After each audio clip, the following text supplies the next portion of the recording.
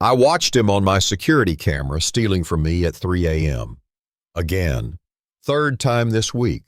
My neighbor, Richard Barnes, sneaking onto my property like he owned it, loading armfuls of my firewood into his truck. Firewood I'd spent months cutting, splitting, and stacking myself. I'm Emma Reynolds, 39, and 5 years ago, I left my corporate job in Seattle to buy a cabin in rural Washington. 20 acres of beautiful forest land with a stream running through it. Peaceful, remote, my own personal paradise. I was done with office politics and crowded city streets, wanted a simpler life. Turns out, simple doesn't mean easy. That first winter taught me harsh lessons. When temperatures dropped to single digits and my heating bill skyrocketed, I knew I needed a backup plan. So I taught myself to use a chainsaw, learned how to fell trees safely, how to split logs, how to stack wood properly so it would season. YouTube videos, trial and error, and a lot of sore muscles later, I became self-sufficient. Every spring and summer since, I've put in the work. Early mornings and late evenings spent cutting, hauling, splitting, stacking. My hands calloused over. My arms and shoulders developed muscles I never had in my desk job. But there's something deeply satisfying about looking at 10 cords of perfectly stacked firewood and knowing you did that, knowing you're prepared. Richard Barnes moved into the property down the road last year, retired guy from California who talked endlessly about getting back to nature but seemed to know nothing about actually living in it. He'd stop by unannounced, asking questions about septic systems, well maintenance, and winter preparations, interrupting my work while offering zero help. "You're quite the lumberjack, aren't you?" he'd say, watching me split logs without ever offering to take a turn. Always some excuse about his back or how he was still getting set up or planning to hire someone soon. I tried to be neighborly at first, gave him the names of reliable local handymen, explained where to get firewood if he didn't want to cut it himself, even offered to show him how to use a chainsaw safely. "Oh, I'll figure it out," he'd say with that condescending smile. "Been watching some videos online. Doesn't look that hard." By November, I noticed Richard still had no wood pile. December came with the first serious snow, and I saw smoke from his chimney, but still no sign of his own wood supply. Not my problem, I figured. The hardware store in town sells overpriced bundles. He made his choice. Then I noticed gaps in my neatly stacked rows. Small at first, just a few logs from the back where it wasn't obvious. Then more. Each morning, another section missing. I installed a trail camera, weatherproof, motion activated with night vision, pointed it right at my woodpile and waited. 2 nights later, I had my proof. There was Richard at 2:48 a.m., headlamp on, making multiple trips between my woodshed and his pickup, taking armloads of my best oak each time. My jaw clenched watching the footage. The wood I'd cut from trees I felled myself. Wood I'd split until my shoulders burned. Wood that represented my safety and comfort through the bitter Washington winter. I drove to Richard's place immediately, trail camera photos loaded on my phone. His truck was in his driveway, and I could see my wood stacked on his porch. He hadn't even bothered hiding it.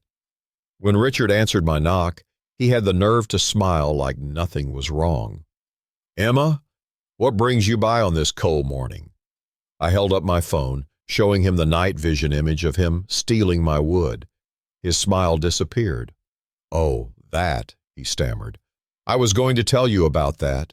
My heating system failed and I was desperate, just borrowing until I can replace it." "Borrowing?" I said, my voice ice cold. "At 3 in the morning? Without asking?"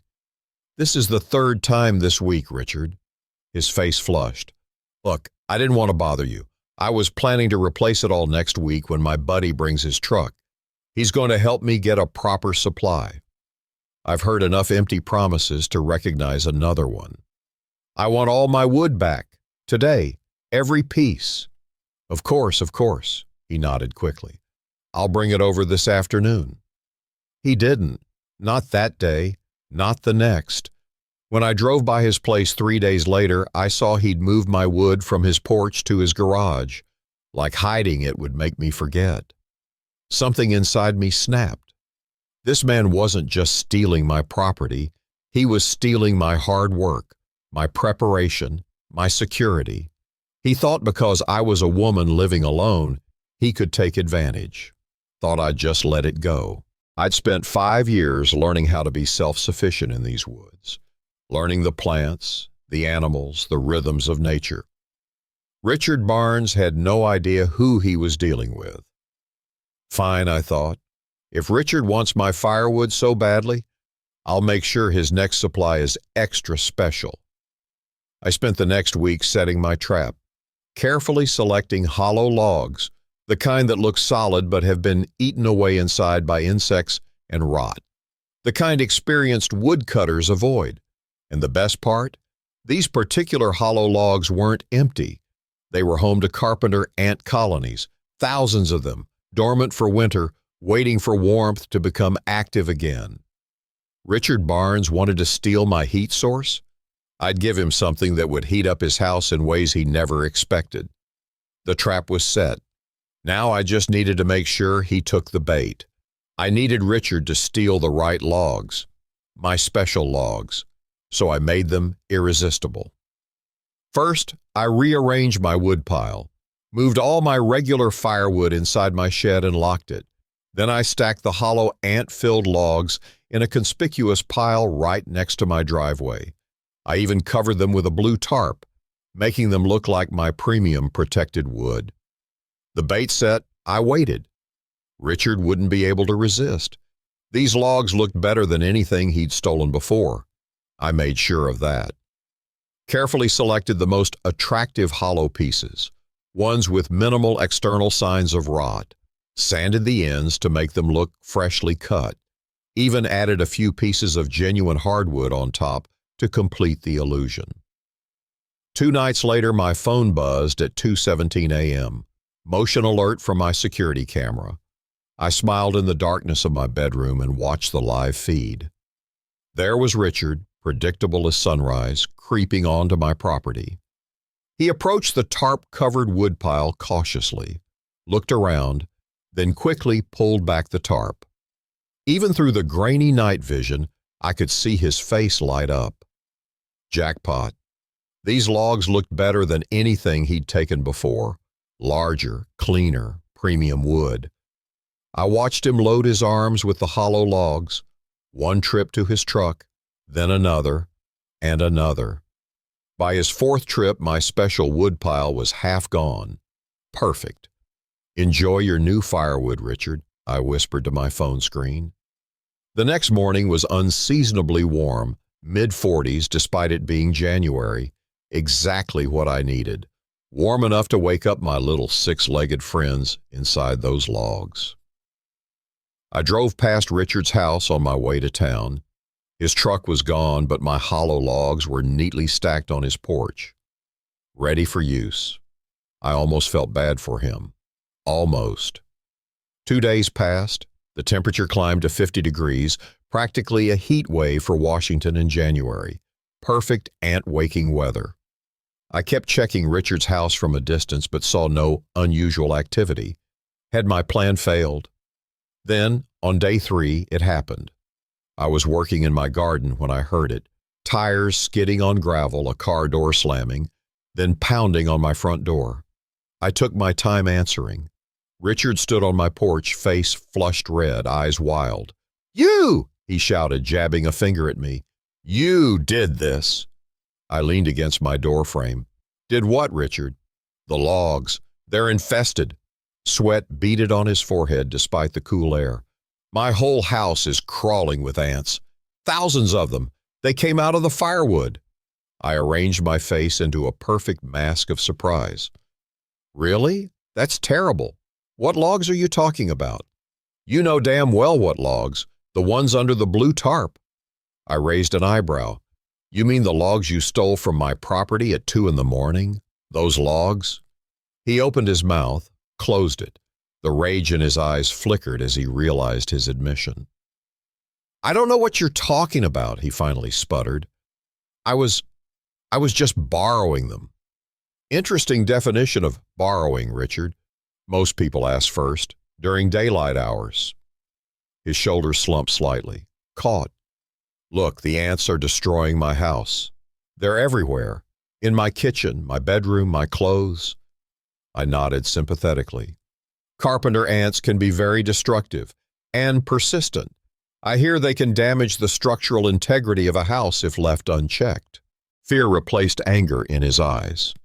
"You need to help me get rid of them." "Me? Why would I do that?" Because they came from your wood." "The wood you stole," I corrected, "and I didn't force you to burn hollow logs. Any experienced woodcutter knows to check for insect damage before bringing wood inside." I shrugged. "But I guess that's something they don't teach in those online videos you've been watching." Richard's face crumpled. He ran a hand through his thinning hair. "Please, they're everywhere. The exterminator can't come until next week. I can't stay in the house like this." I studied him for a long moment. This man had stolen from me repeatedly, taken advantage of my hard work, compromised my winter safety. Now he wanted my help? "I might be able to help," I said finally. "But first, I want all my firewood back, every piece you took, and then we'll discuss how you're going to replace it, with interest." Richard nodded quickly, desperation in his eyes. "Yes, anything. I'll bring it all back today. Just help me with the ants, please." I smiled. "Let's start with the wood. Then we'll talk about your ant problem." Richard returned every log he'd stolen within the hour. His truck pulled up loaded with my firewood. Not just the recent thefts, but older pieces too. He stacked them exactly where I directed, sweat pouring down his face despite the cool air. "Is that all of it?" I asked, arms crossed. "Yes," he nodded frantically. "Everything I took. Now please, help me with the ants. They're everywhere." I almost felt sorry for him. Almost. "Show me your house first," I said. "I need to see how bad it is." Richard's place was worse than I'd imagined. Carpenter ants streamed across his kitchen floor, crawled up his walls, clustered around his fireplace where pieces of my hollow logs still smoldered. "You actually burned these?" I asked, incredulous, pointing at a half-burned log with ants pouring from its core.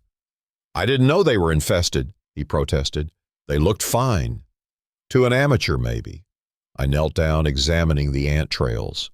"You've got at least 3 different colonies here. The warmth woke them early from winter dormancy. They think it's spring already." Richard's face went pale. "Can you help me or not?" I stood up slowly. "I can, but first, we need to talk about respect." "What?" "Respect, Richard, for other people's property, for other people's work." I looked him straight in the eyes. I spent months preparing that firewood, hours of physical labor in rain and heat. That wood wasn't just logs to me. It was my security for winter, my independence. He looked away, unable to hold my gaze. "You took that from me," I continued, "without asking, without considering what it meant to me, without doing any of the work yourself." "I'm sorry," he mumbled. "I didn't think—" "No, you didn't," I cut him off. "But you're going to start thinking now. Here's the deal. I'll help you with your ant problem today. Then, come spring, you're going to learn how to properly cut, split, and stack your own firewood." His head snapped up. "What?" "I'm going to teach you, every step, and you're going to prepare enough for both of us next winter. Consider it payment for stealing from me and for the ant removal service I'm about to provide." Richard started to protest, then looked around at his ant-infested house and slumped in defeat. "Fine, deal." I smiled. "Good. Now let's deal with your uninvited guests." 3 hours later, Richard's ant problem was under control. I showed him how to use borax and sugar water to kill the colonies, how to find and seal entry points, how to identify hollow logs before bringing them inside. The next morning, I left a stack of books on his porch. Firewood basics, tree identification, chainsaw safety. A note on top read simply, Lesson 1 starts Saturday, 7 a.m. sharp. Wear work gloves. Richard kept his word that spring, showed up for every lesson, even though his soft hands blistered and his unused muscles screamed. By summer's end, he'd produced 12 cords of perfectly seasoned firewood, 6 for him, 6 for me.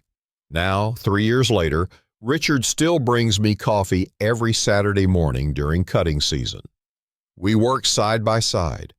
He's not half bad with a chainsaw these days. Sometimes lessons come easy. Sometimes they crawl out of stolen firewood and infest your house.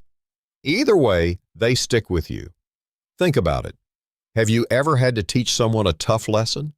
Or maybe you were the one who needed to learn. Drop a comment below and hit that subscribe button if you want more stories about neighborhood justice. Remember, karma might take its time, but it always delivers.